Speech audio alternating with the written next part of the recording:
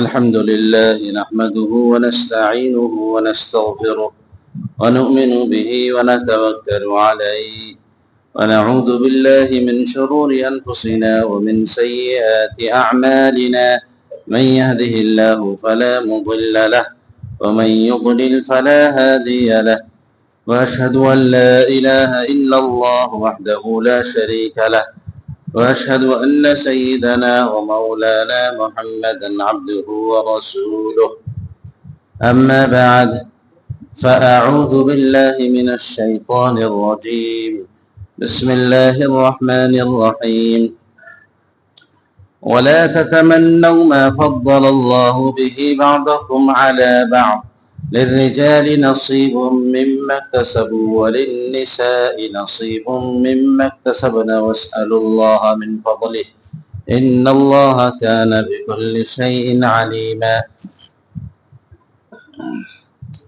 وقال تعالى وعاشروهن بالمعروف وقال تعالى ولهن مثل الذي عليهن بالمعروف وللرجال عليهن درجة وقال عليه الصلاة والسلام ألا واستوصوا بالنساء خيرا فإنما هن عوان عندكم ولا تملكون منهن شيئا غير ذلك أو كما قال عليه الصلاة والسلام صدق الله مولانا العظيم وصدق رسوله النبي الكريم ونحن على ذلك لمن الشاهدين والشاكرين والحمد لله رب العالمين رب اشرح لي صدري ويسر لي أمري واحلل عقدة من لساني يفقهوا قولي رب اشرح لي صدري ويسر لي أمري واحلل عقدة من لساني يفقهوا قولي رب اشرح لي صدري ويسر لي أمري واحلل عقدة من لساني يفقهوا قولي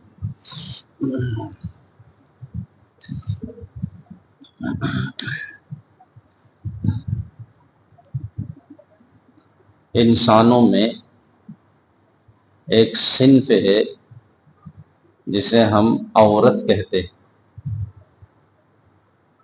اسلام سے پہلے جو دوسرے طبقے موجود رہے ہیں اور دنیا میں جو مختلف خطے آباد ہیں ان میں جو نظریہ پایا جاتا رہا ہے عورتوں کے حق میں، وہ کبھی بھی عورتوں کے حق میں سازگار نہیں رہا۔ کسی نے کہا کہ عورت آدھا انسان ہے، کسی نے کہا کہ یہ تو انسان ہے ہی نہیں، سرے سے شیطان ہے، کسی نے کہا کہ یہ گناہ کی طرف دعوت دینے والی ایک چیز ہے، کسی نے اس کے مخصوص ایام میں گھر سے علیحدہ کر دیا کہ تم ناپاک ہو گئی، اب گھر سے نکلو۔ سب سے مظلوم جو اس دنیا میں صنف انسانی میں رہی ہے وہ یہی خاتون ہے، سب سے مظلوم۔ اور ان سب کو ہم دور جاہلیت کہتے ہیں۔ اسلام آیا تو اسلام نے عورت کو عزت دی، اور یہ لا ریب اور لا شک ہے کہ اسلام نے عورت کو عزت دی، اور اس کو اپنے اور غیر سبھی تسلیم کرتے ہیں اور یہ کہتے ہیں کہ نہیں، اسلام نے عورتوں کے حق میں جتنی گفتگو کی ہے اور عورتوں کو جو مقام و مرتبہ دیا ہے وہ یقیناً بہت ہے، اور عورتوں کو جو عزت اور مقام حاصل ہے، جو رتبہ حاصل ہے اسلام میں، وہ کسی مذہب میں نہیں ہے، کسی طبقے میں نہیں ہے، اس کو سبھی تسلیم کرتے ہیں۔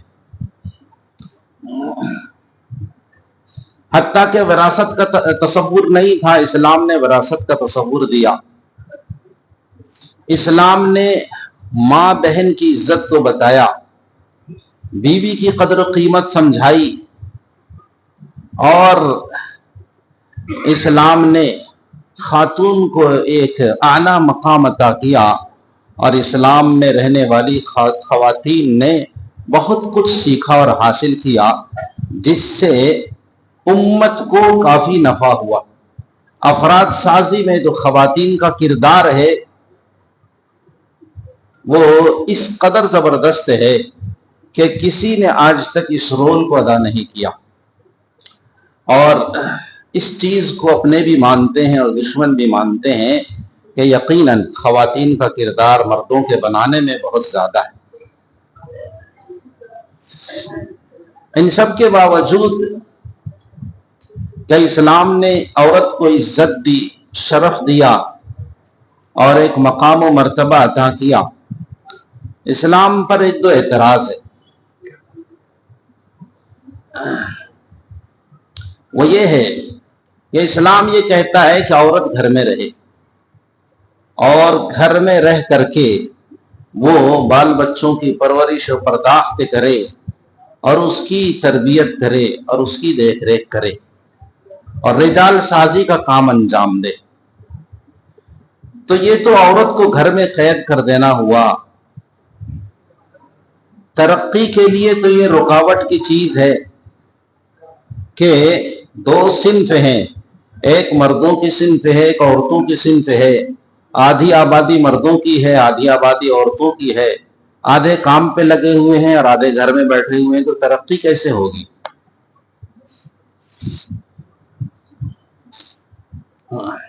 एक अंदाज है जिसको लोगों ने इख्तियार किया और फिर इस्लाम पर वो हमला आवर हुए कि ये क्या बात हुई कि मर्द तो चारों तरफ घूमेगा, टहलेगा और जनाब जहां जी में आए वहां चला जाएगा और औरत घर में रहेगी, लिहाजा औरतों को भी आज़ादी मिलनी चाहिए, आज़ाद हो जाओ।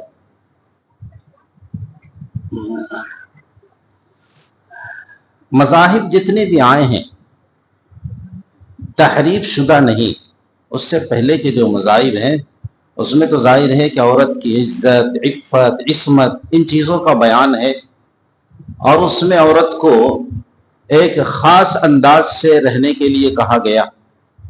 लेकिन उसके बाद जब आज़ादी की हवा चली तो फिर ये चीज़ भी चली कि भाई औरतें घर में क्यों रहेंगी और मर्दों के शाना बशाना उनको भी बाज़ारों में आकर के और दूसरे मकामात पे आकर के और कारोबार में आकर के हाथ बटाना चाहिए और इस तरीके से तरक्की होगी कौम की और कौम आगे बढ़ेगी।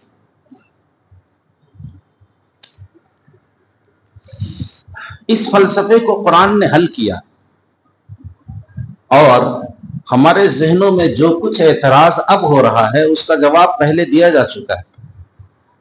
कुरान करीम का 5वां पारा है, सूरह निसा की आयतें हैं। अल्लाह तबारक व तआला ने एक उसूल बयान किया है, वला ततमन्नौ मा फद्दलल्लाहु बिही बअदकुम अला बअद। मर्द औरत को ही खिताब है और इस खिताब में अल्लाह फरमाते हैं कि अल्लाह ने जो किसी को शरफ और फजल अता किया है, जो किसी को फजीलत बख्शी है, कोई ख़ास नेमत अता की है, जो कोई ख़ास नेमत अल्लाह ने हिबा के तौर पर किया है, तो उसमें चाहिए कि वो दूसरे की तमन्ना ना करे कि वो चीज़ हमें भी मिल जाती।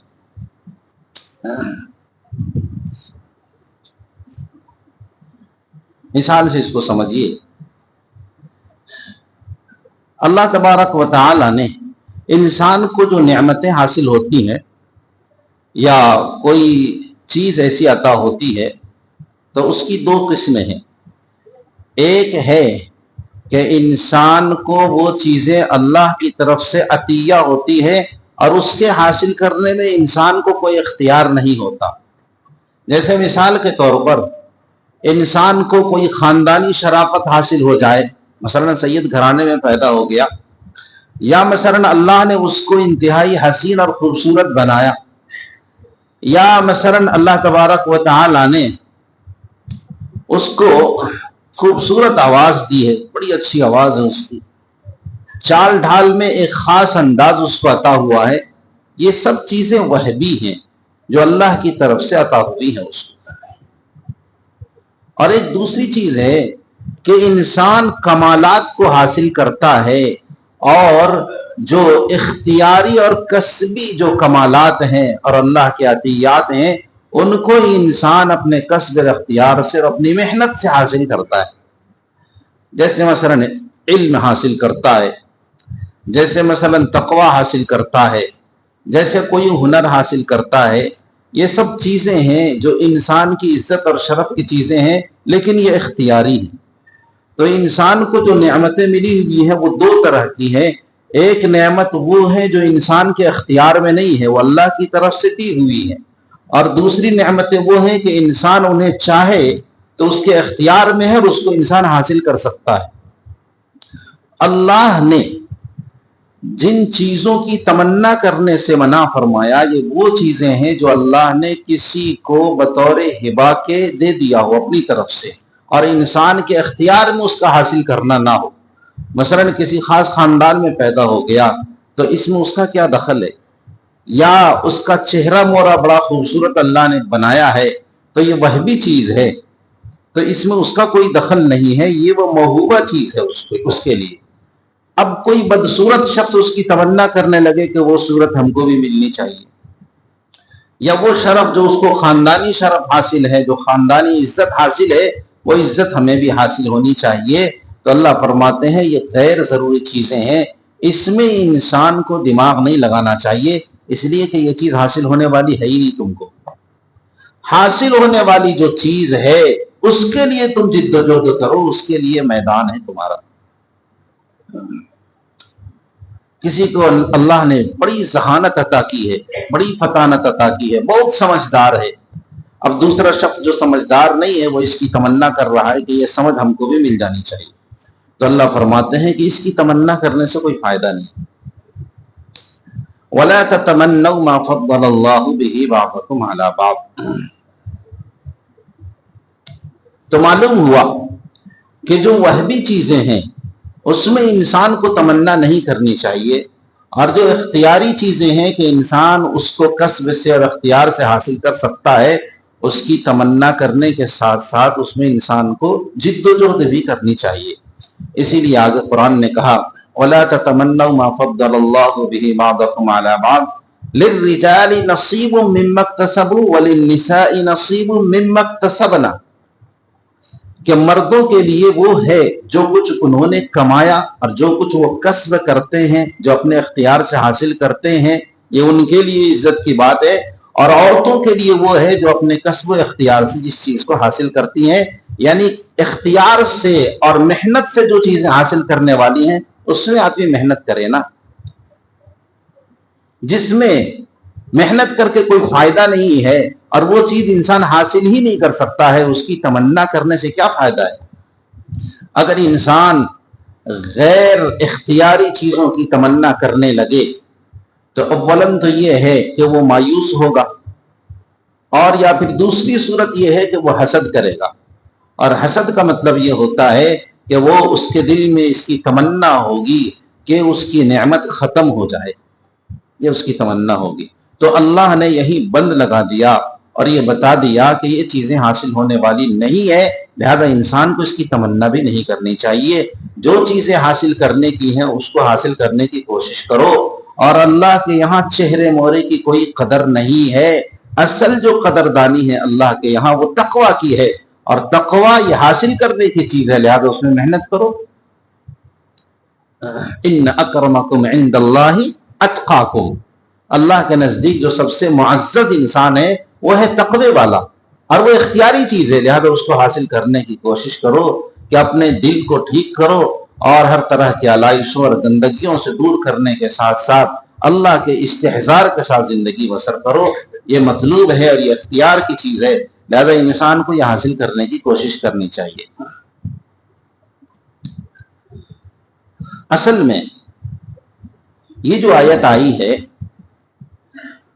جب وراثت کی تقسیم کا اللہ تبارک و تعالیٰ نے اعلان کیا اور وراثت کے حصوں کو اللہ نے بیان کیا، تو بعض خواتین کے دل میں یہ بات آئی کہ کاش ہم بھی مرد ہوتے، کاش کہ ہم بھی مرد ہوتے۔ یہ دماغ میں نہیں آیا کہ ہم مرد ہیں تو ہم عورت ہیں تو مردوں کی طرح ہو جائیں، نہیں، یہ دماغ میں آیا ان کے کہ کاش ہم بھی مرد ہوتے تو ہم بھی جہاد میں جاتے، ہمیں بھی ڈبل حصہ ملا کرتا، ہاں، اور بھی بہت ساری جو چیزیں ہیں وہ چیزیں ہم کو بھی حاصل ہوتی۔ تو اللہ نے فرمایا کہ یہ چیزیں اللہ نے انسانوں کو یعنی مردوں کو وہبی طور پر عطا کی ہے، لہذا خواتین کو چاہیے کہ اس کی تمنا نہ کریں۔ یہاں رک کر کے آپ دیکھیں، قرآن نے تو بیان کیا ہی ہے، لیکن آپ اپنی عقل سے اور اپنی فطرت سے کچھ چیزوں کو سوچیں۔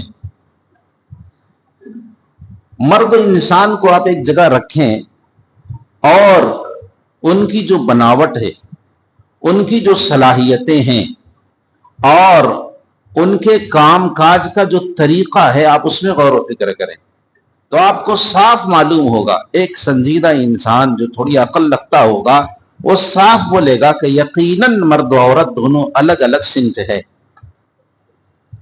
پیدائش کے اعتبار سے، تخلیق کے اعتبار سے بھی بالکل دونوں الگ الگ ہیں، دونوں کی صلاحیتیں بھی الگ الگ ہیں اور دونوں کا کام بھی الگ الگ ہے۔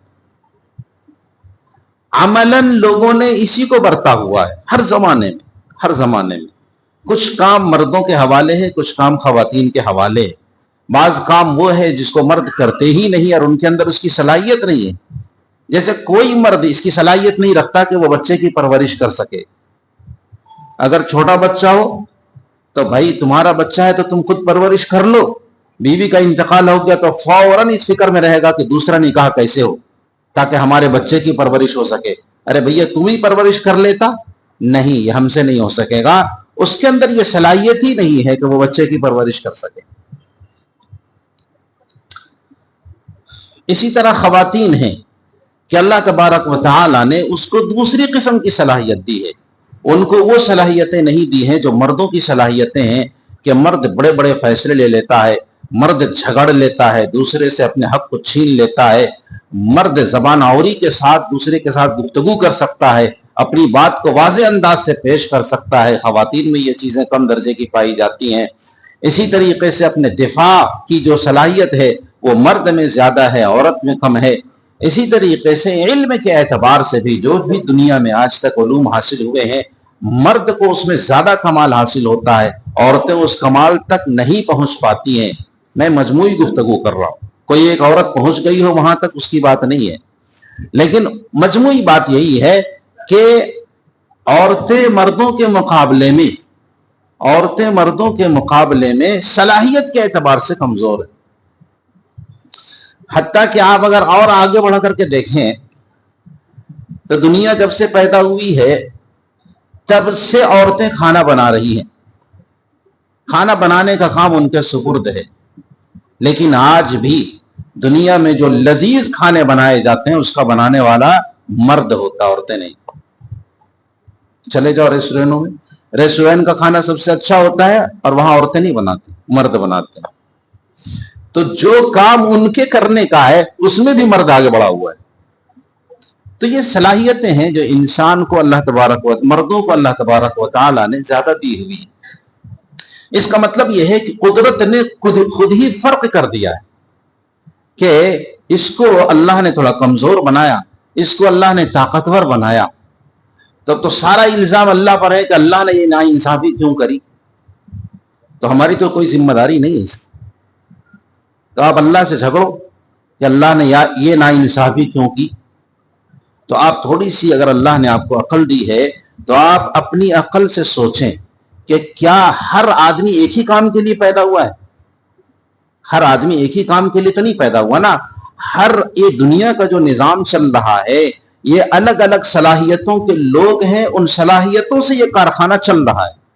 اسی طریقے سے امور خانہ داری جس کو آپ کہتے ہیں کہ عائلی ہمارا جو خاندانی نظام ہے، عائلی نظام ہے، جو خاندانی نظام ہے، اس نظام کو چلانے کے لیے بھی مختلف صلاحیتوں کے لوگ چاہیے۔ اگر سب ایک ہی کام کریں گے تو ایک ہی کام ہوگا، سب کام تو نہیں ہوں گے۔ حالانکہ کئی کاموں کے مجموعے کا نام ایک ہوتا ہے جس سے ایک چیز بنتی ہے. ایسا تو نہیں ہے کہ ایک ہی کام کرنے سے سارا کام ہو جائے گا. آپ ایک انسانی جسم کی مثال لے لیجئے کہ انسانی جسم کے جو پارٹس ہیں، جو حصے ہیں، جو اعضاء ہیں، اللہ تبارک و تعالیٰ نے جو بنائے ہیں، آپ ان میں غور کیجئے کہ ہر ایک کو کیا ایک ہی حیثیت حاصل ہے؟ حالانکہ یہ انسانی کا پارٹ ہے، ایک انسانی کا حصہ ہے. جو کام ہاتھ سے ہوتا ہے وہ کام ناک سے نہیں ہوتا ہے، جو کام آنکھوں سے ہوتا ہے وہ منہ سے نہیں ہوتا ہے، جو مقام سر کو حاصل ہے جسم کے دوسرے حصے کو وہ حاصل نہیں ہے، جو مقام دل کو حاصل ہے وہ پیر کو حاصل نہیں. تو پھر پیر کو کاٹ کے پھینک دو، بیکار ہے یہ، اس لیے کہ دل کا کام نہیں کرتا ہے. جو سر کا مقام ہے وہ ہاتھ کا مقام نہیں، لہذا ہاتھ کو کاٹ کے پھینک دیا جائے؟ نہیں. معلوم ہوا کہ ہم نے اپنے طور پر بھی یہ سمجھا ہوا ہے اور اپنی عقل سے بھی کہ جسم میں جو اعضاء اللہ نے بنائے ہیں ہر ایک کو ایک خاص اہمیت حاصل ہے، لیکن ہر ایک کا ایک کام ہے، وہ جگہ پر فٹ ہے. اگر اس جگہ سے اس کو ہٹا دیا جائے اور ختم کر دیا جائے تو پھر بہت دشواری آتی ہے اور بہت پریشانی ہوتی ہے. یہ سمجھ لینے کے بعد انسان کی جو زندگی ہے اس زندگی میں عورت کا کردار ہے، لہذا عورت کو اللہ نے جس کام کے لیے پیدا کیا ہے اس فطرت کے حساب سے عورت کی جو تخلیق ہوئی ہے کمزوری کے اعتبار سے وہی اس کے لیے مناسب تھا اور انسانی معاشرے کے لیے اس کی ضرورت تھی. لہذا غلط کیسے ہو گیا؟ اس کا مطلب یہ ہے کہ آپ یہ کہنا چاہتے ہیں کہ میرا ہاتھ غلط ہے اس لیے کہ سر کی طرح سے تو یہ کام نہیں کرتا ہے. معلوم ہوا کہ اللہ نے عورت کو جس کام کے لیے پیدا کیا ہے اس کام کے لیے وہ بالکل موضوع ہے اور ان کی ساختیات ان کے لیے موضوع ہے اور ان کی صلاحیتیں ان کے لیے موضوع ہے. اس طرح کی صلاحیتیں ہی عورت کے لیے مناسب تھی اور اللہ تبارک و تعالی نے وہی صلاحیتیں ان کو ودیعت فرمائی. لہذا اب کوئی عورت تمنا کرنے لگے کہ مردوں کی طرح سے ہم کام کریں گے یا اس کام میں بھڑ جائے تو اس کو دشواری ہوگی، اس لیے کہ جسم کی وہ صلاحیت اس کے اندر نہیں ہے. تو اگر مردوں والا کام کرنا شروع کریں گی تو اس کو زندگی میں بہت دشواری ہوگی اور اس کو اپنے اوپر گویا اپنے طور پر اس نے اپنے جسم پر اضافی بوجھ ڈالا، اس کے علاوہ کچھ نہیں. للرجال نصیب مما اکتسبوا وللنساء نصیب مما اکتسبن. آگے اللہ فرماتے ہیں واسألوا اللہ من فضلہ، دیکھو اور اللہ سے فضل مانگتے رہا کرو. واسألوا اللہ من فضلہ، اللہ سے فضل مانگتے رہا کرو. یہ نہیں کہ انسان یہ کہے کہ اللہ ہمیں یہ دے دے وہ دے دے، بعض مواقع پر انسان مانگے لیکن اللہ سے اللہ کا فضل مانگنا چاہیے. اور فضل کا مطلب یہ ہوتا ہے کہ اللہ اس بندے کے لیے جو مناسب سمجھتے ہیں وہ عطا فرماتے ہیں اس کو. مثلا اللہ کسی بندے کو فقیر رکھنا چاہتے ہیں، یہ مناسب ہے اس کے لیے کہ مال زیادہ آئے گا تو یہ فتنے میں مبتلا ہو جائے گا اور پھر بہت ساری خرابیاں اس کے اندر پیدا ہو جائیں گی. تو اللہ کی مصلحت یہ ہے اور اللہ کا فضل اور اللہ کی رحمت اس پر یہ ہے کہ یہ فقیر ہی رہے. اور مثلا کسی کو اللہ مالدار بنانا چاہتے ہیں، وہ اس لیے کہ اگر مالداری اس کے پاس نہیں ہوگی تو یہ شخص دوسری طرف چلا جائے گا، کفر کی طرف چلا جائے گا اور دوسرے گندے کاموں کی طرف چلا جائے گا، کوئی چوری کرے گا، کوئی کچھ کرے گا. تو اللہ مثلا نے اس کو اللہ نے مال دیا ہے تو یہ اللہ نے اس پر فضل فرمایا ہے، اپنی رحمت کا سایہ اس پر ڈالا ہے اور یہ سمجھانے کے لیے کہ اگر یہ نہیں ہوتا تو پھر یہ بندہ کچھ اور کام کرتا. اس لیے انسان کو کوئی خاص چیز مانگنے کے بجائے یہ مانگنا چاہیے کہ اللہ مجھ پر اپنا فضل فرمائیے. اس کا مطلب یہ ہے کہ جو میرے مناسب حال ہو آپ اس طرح کی چیزیں ہمیں عطا کر کے اس پر ہم کو راضی کر دیجیے. یہ ہے واسألوا اللہ من فضلہ ان اللہ کان بکل شیء علیما. اس کے بعد کی آیت میں اللہ فرماتے ہیں الرجال قوامون علی النساء، کہ اللہ نے مردوں کو عورتوں کا ذمہ دار بنایا ہے. عورتوں کے مقابلے میں اللہ تبارک و تعالی نے مردوں کو عورتوں کا ذمہ دار بنایا ہے.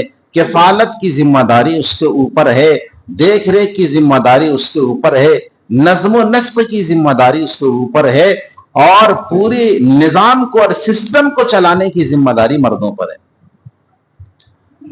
کیوں؟ اللہ دو باتیں ارشاد فرماتے ہیں، بما فضل اللہ بعضهم علی بعض، اس وجہ سے کہ اللہ نے بعض کو بعض پر فضیلت دی ہے۔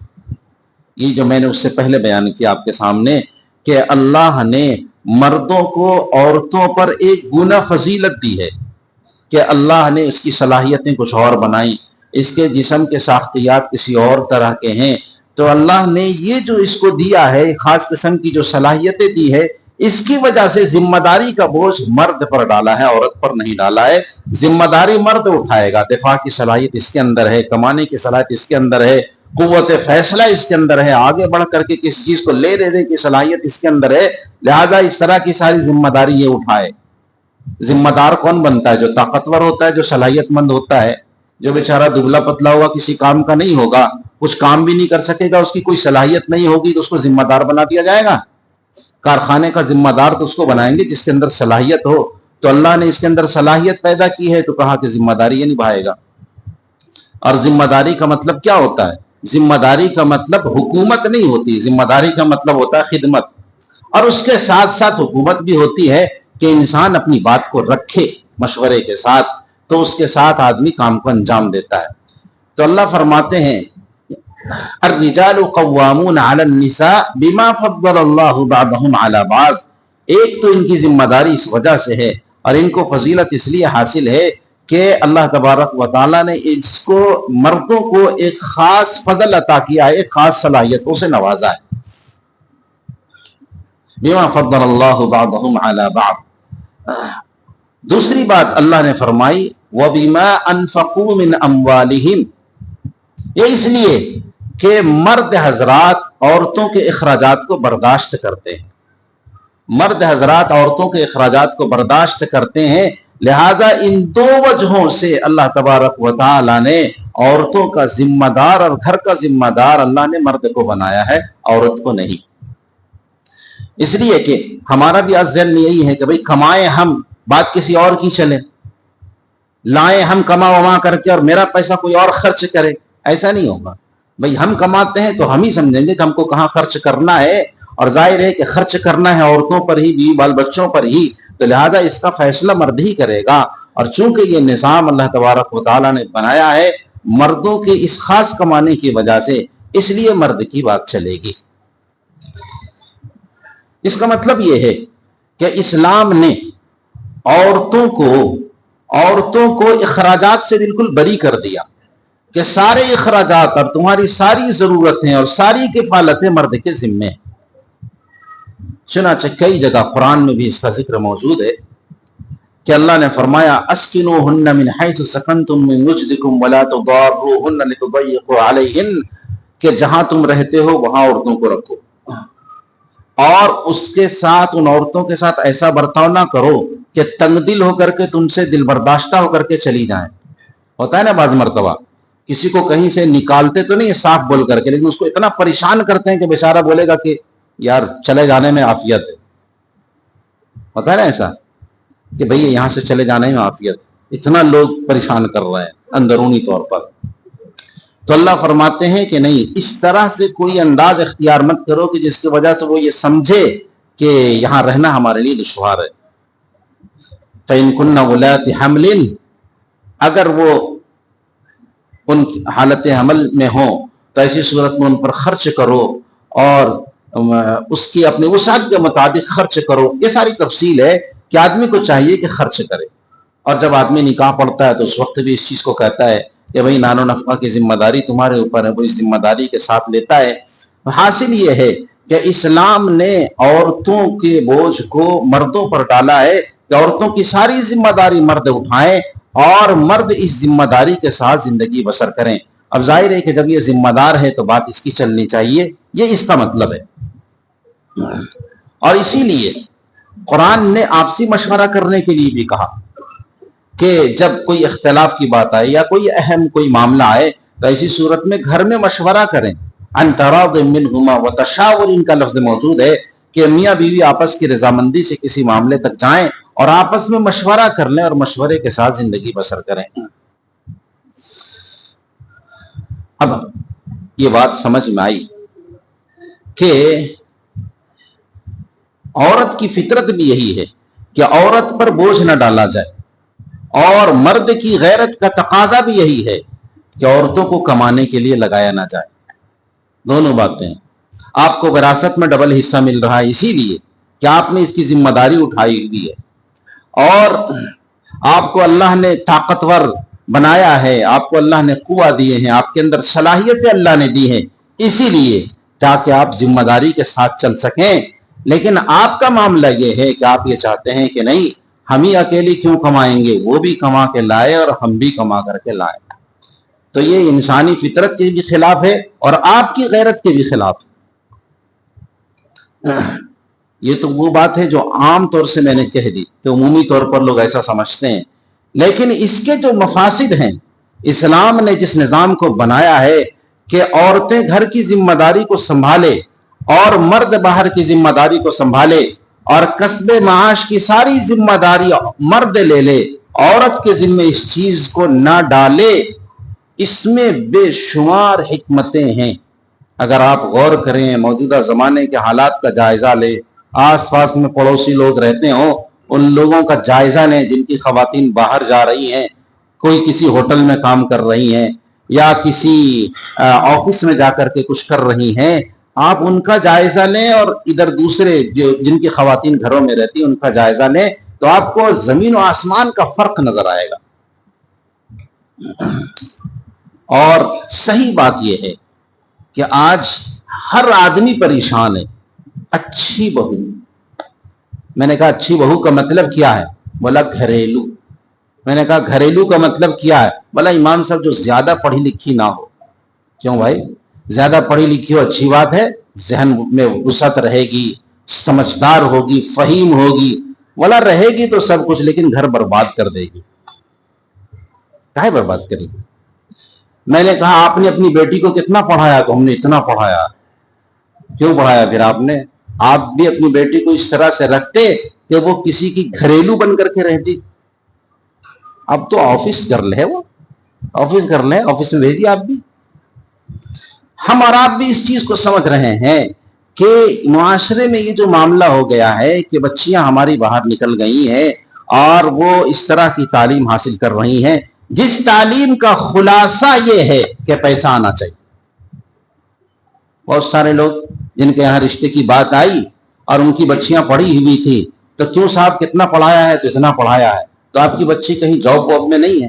یعنی ہم نے تو اس لیے نہیں پڑھایا کہ جاب کرائے۔ بولا پھر پڑھانے کا فائدہ کیا ہوا؟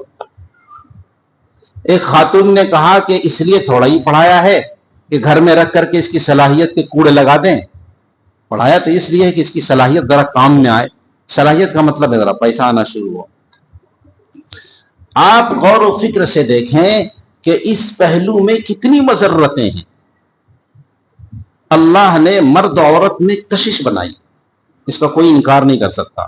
مرد کا کھچاؤ عورت کی طرف ہے، عورت کا کھچاؤ مرد کی طرف ہے، بالکل فطری بات ہے یہ۔ بھلا امام صاحب کو کیسے پتا ہے اس کا؟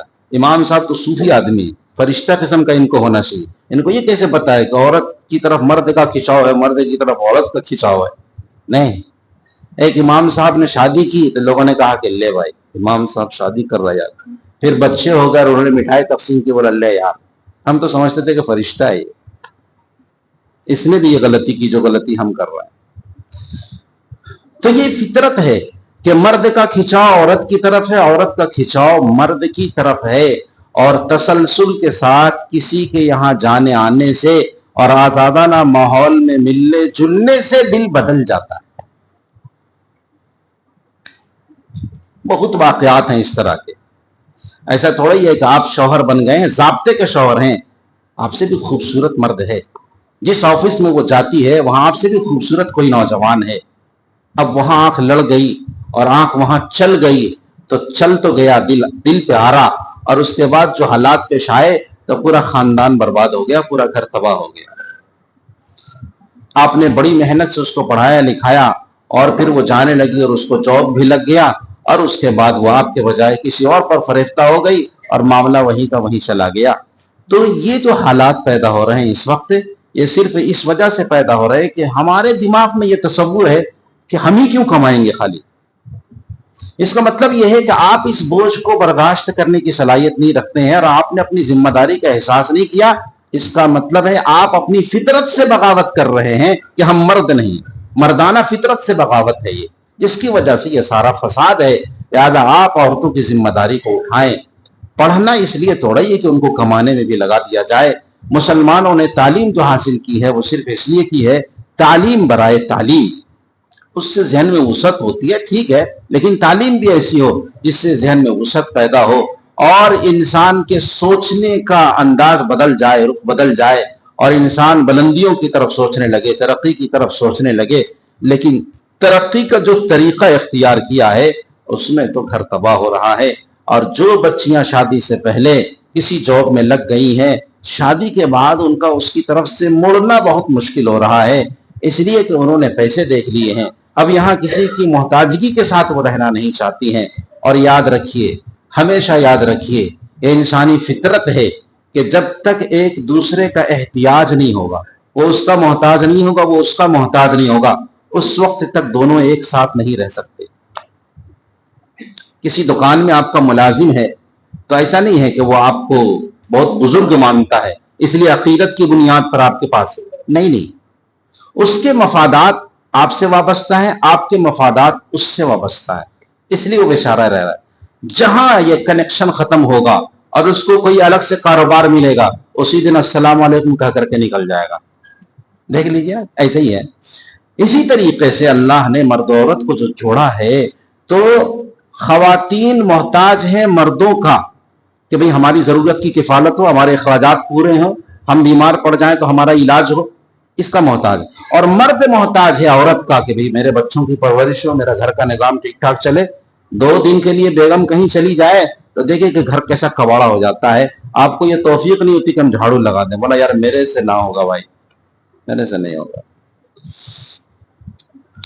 یہ جو احتیاج اللہ نے پیدا کی ہے، آپ اس احتیاج کو ختم کر رہے ہیں. جب یہ احتیاج ختم ہو جائے، یہ ضرورت ختم ہو جائے، ہم کو کیا ضرورت ہے مرد کی اور اس کو کیا ضرورت ہے عورت کی، تو یہ بات ختم ہو گئی. جب یہ کنیکشن ختم ہو جائے گا، یہ احتیاجی ختم ہو جائے گی تو پھر اور ساتھ رہنے کی ضرورت نہیں ہوتی ہے. اسی وجہ سے طلاق کی کثرت ہے، اسی وجہ سے گھر کا پھوٹنا زیادہ ہو رہا ہے، اسی وجہ سے انسان پریشان حال ہے. پھر جا کر کے خودکشیاں کرتا ہے، کوئی ریل گاڑی میں جا کر کے جان دیتا ہے، کوئی کہیں دیتا ہے. کیوں؟ اس لیے کہ بیوی سکون کا نام ہے. بیوی سے سکون ختم ہو چکا ہے، بیوی کہیں اور چلی گئی، وہ نکل گئی، گھر اجڑ چکا ہے، بے سکونی آ گئی، جس کی وجہ سے انسان پریشان حال ہے. اب وہ زندگی سے ہاتھ دھوتا ہے. دیکھیے بہت زیادہ پیسے تو آ رہے تھے آپ کے پاس، لیکن آپ کا سکون ختم ہو گیا. آدمی کو اس پہلو سے سوچنا چاہیے. قرآن نے کہا، حدیث نے کہا، ٹھیک ہے، لیکن وہ کس حکمت سے بولتا ہے، کیوں کہتا ہے اور کیا کیا حکمتیں ہیں اور انسانی فطرت کا تقاضا کیا ہے، اس پہلو سے اگر انسان سوچے گا تو بات سمجھ میں آئے گی. لہذا ہم نے جو یہ کلچر اپنایا ہوا ہے کہ اپنی بچیوں کو بہت پڑھا کر کے اس کے بعد کسی جاب میں لگا دیا، میں سمجھتا ہوں کہ اس میں غور کرنے کی ضرورت ہے کہ شاید آپ اپنی بچی کی زندگی بھی خراب کر رہے ہیں اور جس گھر میں بچی جائے گی اس گھر والے کی زندگی بھی آپ خراب کر رہے ہیں. آپ اپنے ساتھ بھی دھوکہ کر رہے ہیں، سامنے والے کے ساتھ بھی دھوکہ کر رہے ہیں. یہ ذمہ داری آپ ان پر ڈالیں. اللہ تبارک و تعالی ہم سب کو سمجھنے کی توفیق عطا فرمائے. وآخر دعوانا الحمدللہ.